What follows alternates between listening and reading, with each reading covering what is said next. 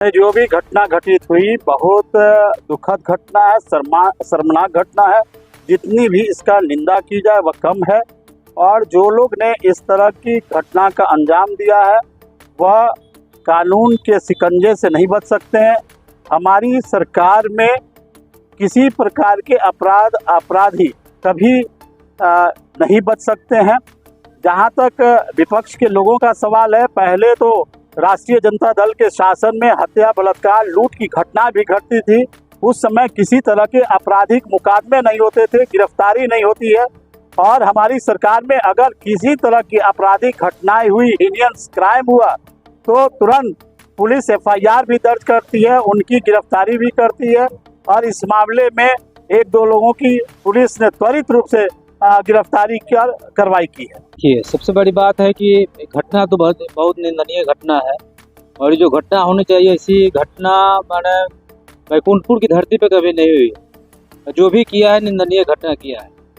और 2 आदमी जो छूटा, उसके पीछे यहाँ के बड़े बड़े नेता लोगों का फोन रिकॉर्ड है मेरे पास। नेता लोग जिस तरह से बोल रहा है कि 2005 के पहले सरकार थी तो क्या होता था, मैं उनको बता देना चाहता हूँ। जो उन्होंने भाषा बोला है, मैं उनको बता दूं, जो बोले हैं उनका मेरे पास रिकॉर्ड है कि थाना पे फोन करके अपने लोगों को छुड़वाए हैं। क्या कार्रवाई होगी जी? यही कार्रवाई होती है कि दोषी पकड़ाता है, आप उसको छुड़वाते हैं। छुड़वाने के लिए DSP को फोन करते हैं, SP को फोन करते हैं। जबकि महिला जिसके साथ घटना लड़की के साथ हुई, वो लड़की बयान दे रही है कि फलाना आदमी है, फिर भी आप प्रशासन पे दबाव, सरकार का हौफ दिखाकर, सरकार का दौब दिखाकर, तो सरकार का धौंस दिखाकर आप उस आदमी को थाना से छुड़वाते हैं। हमारे पास रिकॉर्ड है, दिखा देंगे। मैं बिल्कुल, मैं जब तक जिंदा हूँ बच्ची को इंसाफ मैं दिलाऊंगा। और जो दोषी है सबको पकड़वाऊंगा, सबका घर कुर्की जब्ती कराऊंगा।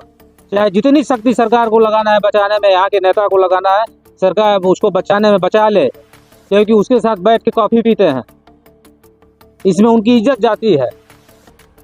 और बैकुंठपुर थाना में कितना बार फोन किया और SDPO को कितना बार फोन किया मैं जानता हूँ। सब इस तरह से जब होगी तो आने वाले समय में सब टेलीकास्ट होगा और लड़की भी टेलीकास्ट करेगी। तो उसके सामने फोन आया है। और हाँ, उस लड़की के सामने फोन आया है। और वो क्या बात बोलेंगे कि दोषी निर्दोष को फंसाया जाता है। प्रशासन इसलिए लिपापोती करने जा रहा था कि प्रशासन पे उचड़े हुए थे सरकार के लोग।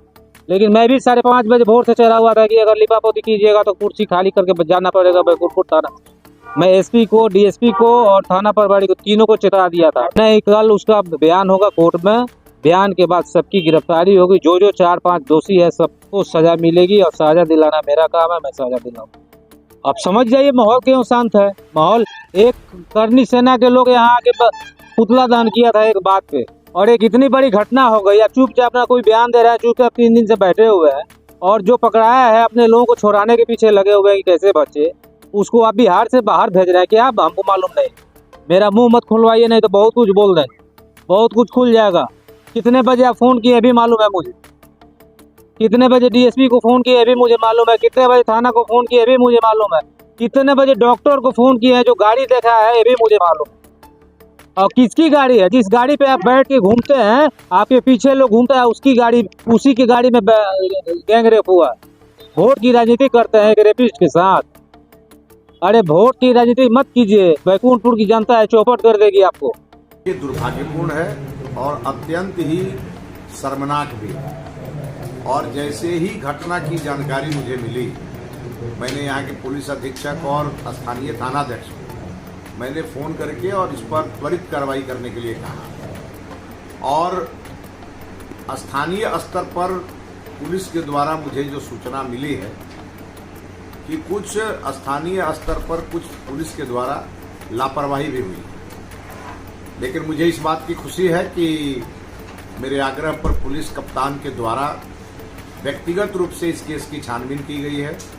पीड़िता से उन्होंने जाकर के और अपना बयान भी लिया है। और पीड़िता ने जो दूसरा आवेदन दिया है, उस आवेदन के आधार पे कार्रवाई हो रही है, छानबीन हो रही है। कुछ लोग अरेस्ट हैं, कुछ लोग फरार हैं। लेकिन कानून अपना काम कर रहा है, कानून अपना काम करेगा।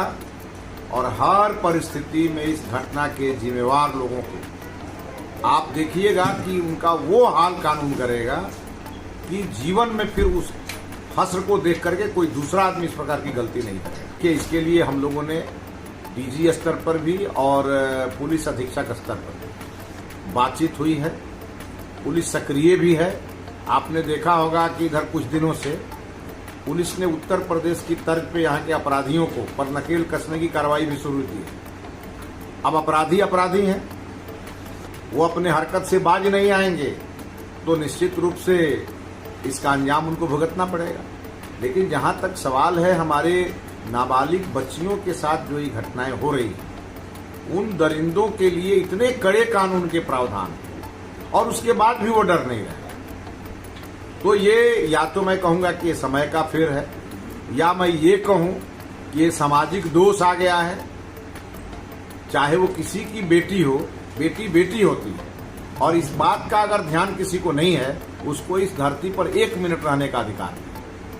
सर हमने कहा है पटना गोपालगंज के जिला प्रशासन से, हमने यह कहा है कि इन अपराधियों के साथ ऐसा कड़ा व्यवहार होना चाहिए और इन अपराधियों का ऐसा इनको सबक मिलना चाहिए कि और लोगों के लिए नजीर बन जाए। और उस पीड़ित परिवार के साथ हम लोग खड़े हैं।